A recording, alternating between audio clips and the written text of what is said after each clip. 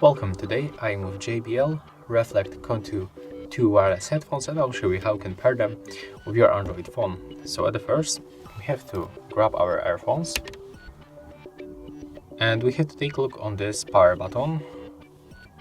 It's right here, and we have to click and hold it until this indicator starts blinking on the red and the blue. So let's make it right now.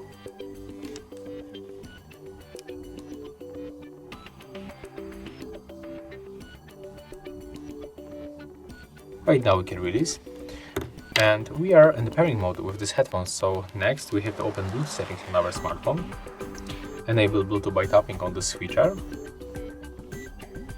and after a few moments headphones will appear right here on this list.